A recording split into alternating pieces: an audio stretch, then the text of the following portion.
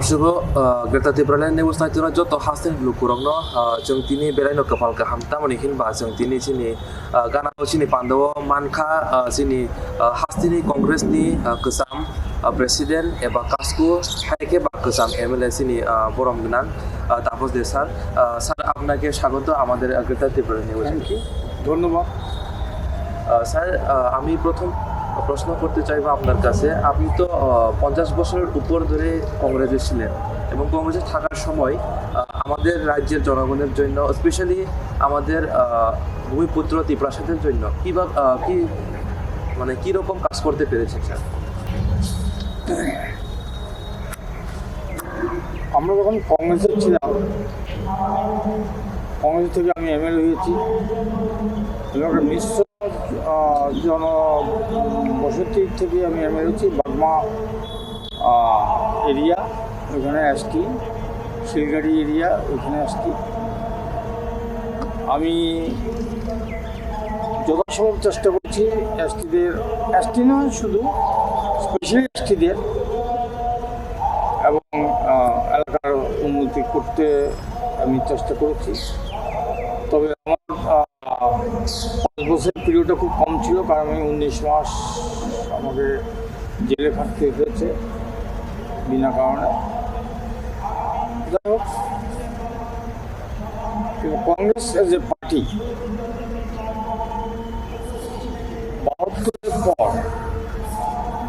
1972-এর পর আমরা কংগ্রেসের ইলেকট্রাল ভিক্টরি যেটা এটা আমরা পাইনি। 72-এ লাস্ট আমরা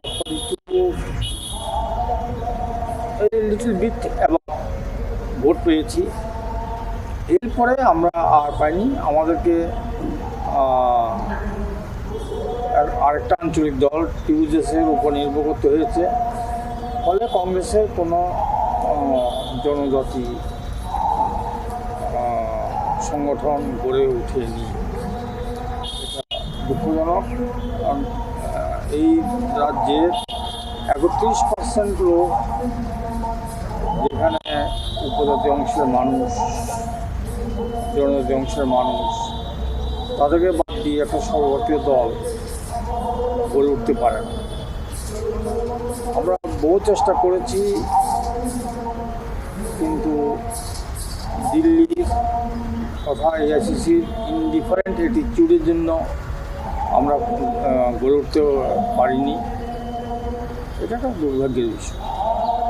এবং কংগ্রেস ৭০ অবধি আমরা রুল করেছি, ৭০ অবধি আমরা খুব বেশি কিছু করতে পেরেছি সেটা দাবি করার মতো সুবিধা নেই। তবে চেষ্টাও হয়নি। কংগ্রেসের কাছ থেকে জনতারা যেটা আশা করেছিল সেটা আমরা দিতে ব্যর্থ হয়েছি, যেই কারণে ওখানে জনগণের ক্ষোভ। সিপিএম জনগণের শুধু খেলা করেছে, শুধু ভোট ব্যাংক হিসাবে ওরা ব্যবহার করেছে, কিন্তু আর্থিক, সামাজিক, সাংস্কৃতিক উন্নয়নে তারা খুব বেশি অগ্রসর করতে পারে। 1984 সালে সংবিধান সংশোধন করে 6ষ্ঠ তফসিল করা হয়েছে। 6ষ্ঠ তফসিলের TTADC 6ষ্ঠ তফসিলের যে উদ্দেশ্য ছিল, 6ষ্ঠ তফসিলের যে উদ্দেশ্য ছিল, সিপিএম দীর্ঘদিন ক্ষমতা থাকার পরও কিন্তু জনগণদের যে তিমিরে সেই তিমিরে রয়েছে। এটা বড়ই দুঃখের ব্যাপার। তারপর এখন এডিসি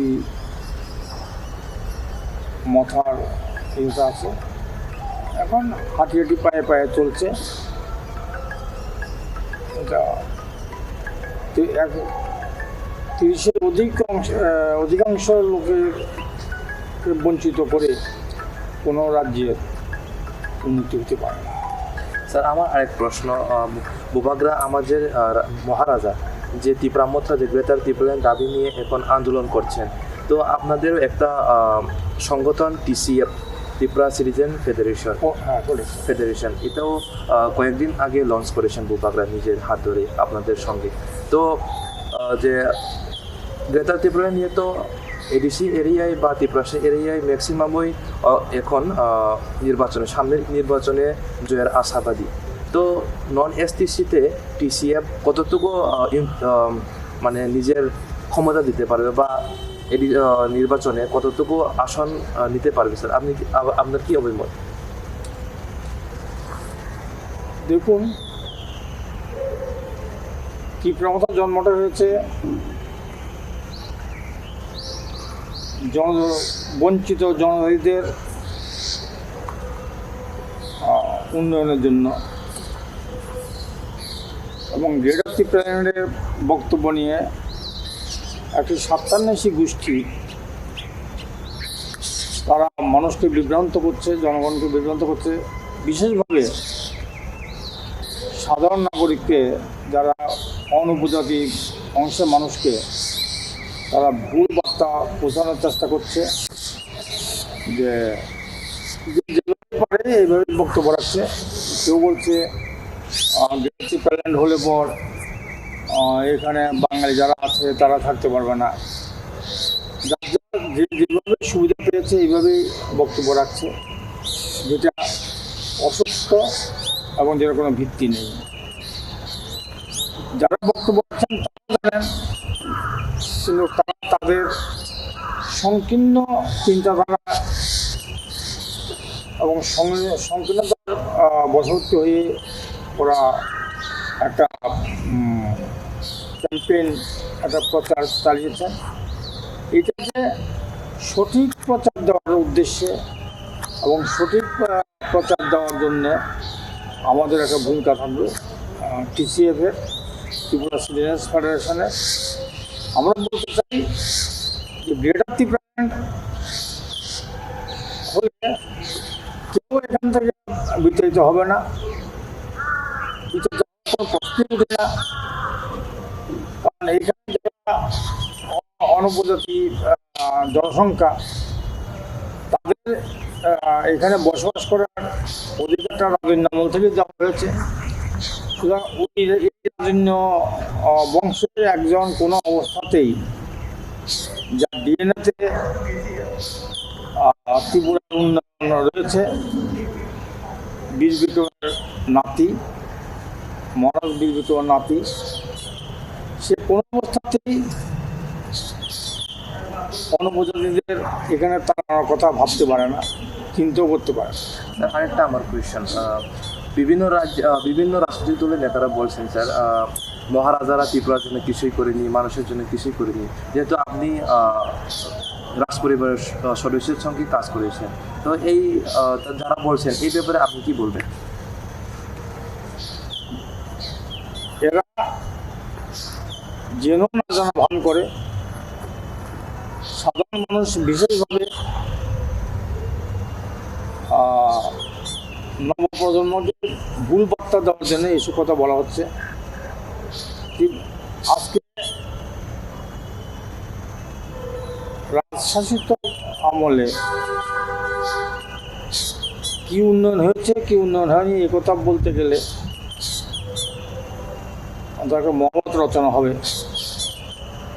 কি শিক্ষা, কি স্বাস্থ্য, কি যাতায়াত, সবটার প্ল্যানিং পরিকল্পনা মাফিক কাজ চলছিল এবং কাজ করা হয়েছে। এখন যারা বলেন তারা কিন্তু সেই রাজন্য আমলের শাসনের বেনিফিশিয়ারি, কিন্তু এখন তারা না বুঝা ভান করছে, মানুষকে বিভ্রান্ত করা। নিউ জেনারেশন যেটা, এটাকে বিশেষভাবে এটাকে বিভ্রান্ত করার চেষ্টা চলছে। যে কারণে আমরা চাই যে ত্রিপুরা রাজন্য শাসন নিয়ে স্কুল কলেজে একটা পাঠ্য ব্যবস্থা করা হোক, যাতে এই যে ভুল বুঝাবুঝির যে স্কোপটা, এই স্কোপটা থাকবে না। ইতিহাস ছাড়া কোনো জাতি, কোনো সম্প্রদায় উন্নতি করতে পারে না। এই ইতিহাসটা যদি না জানে, এই জন্য তারা এটা করছে না। আমরা এখন দাবি করি যে স্কুল, কলেজ এবং বিশ্ববিদ্যালয়ে রাজন্য ত্রিপুরা রাজন্য পিরিয়ড নিয়ে একটা কোর্স চালু করা হোক, তাহলে এই যে সুবিধাবাদী যারা, তারা এই সমস্ত মিথ্যা অপপ্রচার করতে পারবে না। স্যার, আপনি যে এই দাবিটা নিয়ে এখন বলছেন, কি আপনি কংগ্রেসের সময় কি আপনি এই দাবি তুলেছেন স্যার?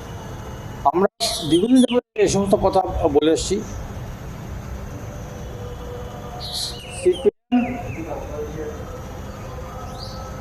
এটা কোনো অবস্থায় মানেনি। বিজেপির মুখোমুখি ওরা বলে, সিপিএম মুখোমুখি ট্রাইবেলের জনজাতির উন্নয়নের কথা বলে, কিন্তু এরা শুধু ভোটের জন্য সহজ সরল জনজাতিদের ওরা মিথ্যা প্রতিশ্রুতি দিয়ে শুধু ভোটটা আদায় করছে, এবং এই ভোটটার জন্যেই তারা জনজাতিদের দরদি হিসাবে প্রমাণ করেছে, যেটা 2018-তে নির্বাচনের প্রমাণ যে এদের জনভিত্তি চলে গেছে। এডিসি ইলেকশনে তার প্রমাণ জনভিত্তি নেই।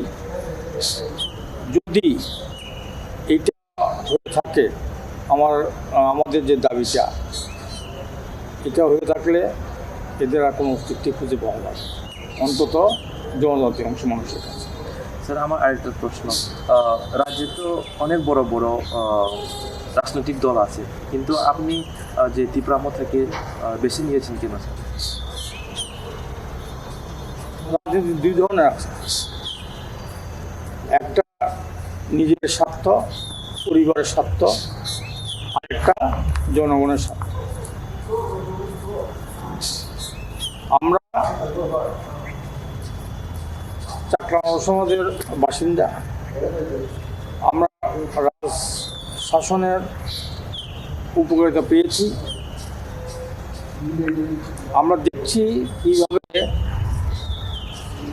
জনজাতিরা বঞ্চিত। এই বঞ্চনার বিরুদ্ধে লড়াই করার জন্যেই আমি মাথাকে বেছে নিয়েছি। শুধু জনজাতি কেন বলি, আজকে তফসিলি জাতি, ওবিসি, আজকে মাইনরিটি,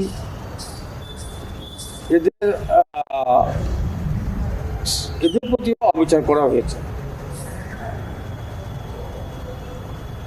আজকে যদি তামিলনাড়ু এবং পশ্চিমবঙ্গ যদি ওবিসিদের রিজার্ভেশন দিতে পারে, তাহলে আমার রাজ্য কেন পারবে না? এটা হলো মানসিকতা। আজকে সরকারি চাকরি বলুন, অন্যান্য সুযোগ সুবিধা বলুন, আজকে তফসিলি জাতি, ওবিসি এবং ধর্মীয় সংখ্যালঘু যারা, তারা বঞ্চনার শিকার।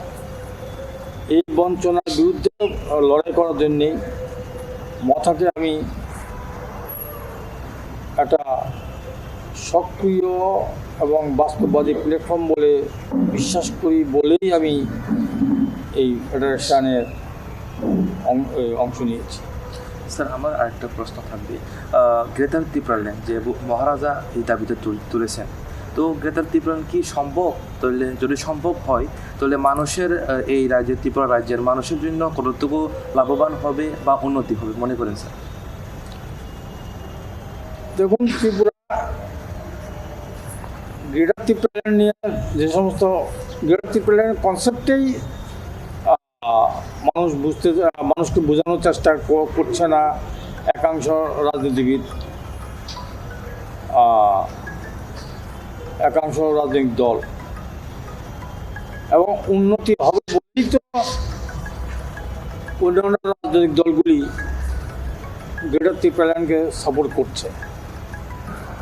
না হলে এটা যদি অন্য কোনো খারাপ উদ্দেশ্যে করা হতো তাহলে তারা তো এটাকে সমর্থন জানাতো না।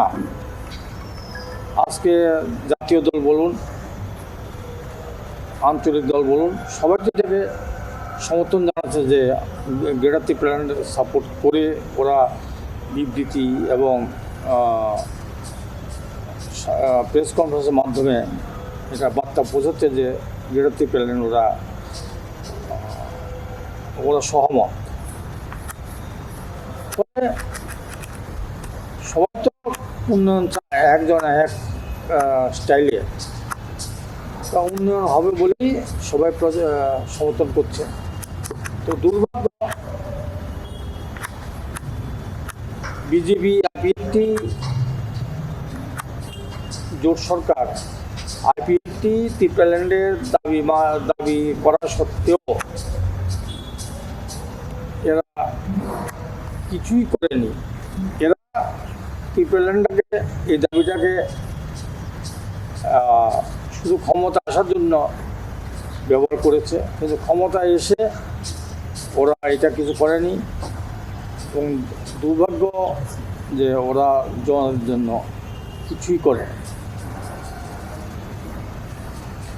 স্যার, তো আপনি যেহেতু ত্রিপুরা মথের একজন ওয়ারিয়র হিসেবে কাজ করছেন, সামনে 2023-এ বিধানসভা যে ইলেকশন হতে যাচ্ছে, তো আপনি একজন এই রাজ্যের জনগণ হিসাবে আর ত্রিপুরা মথের একজন ওয়ারিয়র হিসাবে আপনি মানুষের জন্য কি বার্তা দিলেন?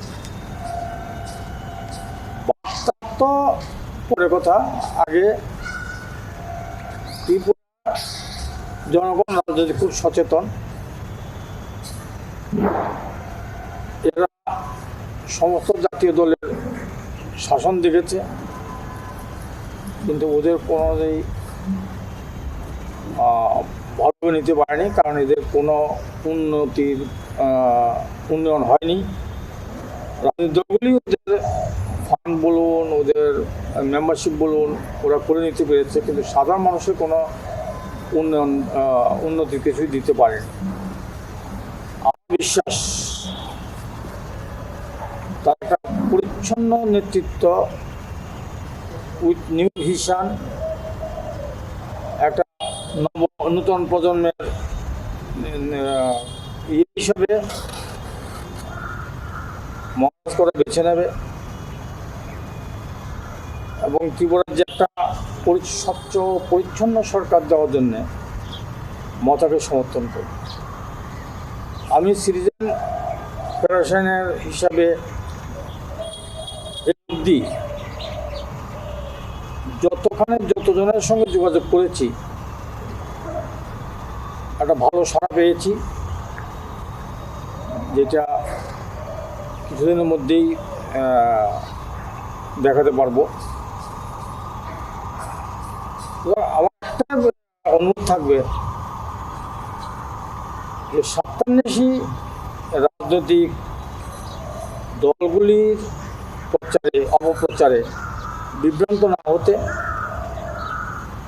এবং নূতন প্রজন্মের নেতা হিসেবে মহারাজ প্রদ্যুৎ কিশোর দেববর্মনের নেতৃত্বে একটা নূতন সরকার উপহার দেওয়ার জন্য এই 2023-এ আমি তীব্র আবেদন রাখবো।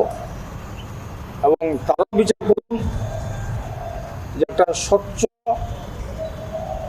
জিরো টলারেন্স রাজনীতি বা দুর্নীতিমুক্ত রাজনৈতিক ব্যক্তিত্ব ত্রিপুরা মহারাজই একমাত্র, প্রদ্যুৎ কিশোর দেববর্মনই একমাত্র এই সম্ভব এটা করা। আজকে 18 মাস এডিসি হয়েছে, 18 মাসে একটি জাতি উপজাতির কোনো ক্লাস নেই, একটা স্ক্যাম নেই, দুর্নীতির কোনো কথা ওঠেনি, না মিডিয়াতে না বিরোধী রাজনৈতিক দলের মধ্যে। তারপর ধরুন পানিসাগর যখন মাইনরিটি প্রতিষ্ঠানের উপর আক্রমণ হয়, মুসলিমের উপর আক্রমণ হয়, তখন একমাত্র প্রদ্যুৎ দেববর্মনই প্রতিবাদ করে। শুধু প্রতিবাদ নয়, যাদের উপর এই বিজেপি সরকারের পুলিশ তাদেরকে অ্যারেস্ট করে আইনি ইয়েতে নেয়, প্রদ্যুৎ দেববর্মন ওইখানেও সাহায্য করেছেন, সহযোগিতা করেছেন। তো এটা দেখা যায়, এটা শুধু মুখেও বলা নয় যে আমি মাইনরিটি বা এসসি বা ওবিসি ইয়ে, তা নয়। এটা মনে প্রাণে, যেহেতু রাজ পরিবারের লোক, ত্রিপুরার বাসীদের সবার প্রতি তার সমান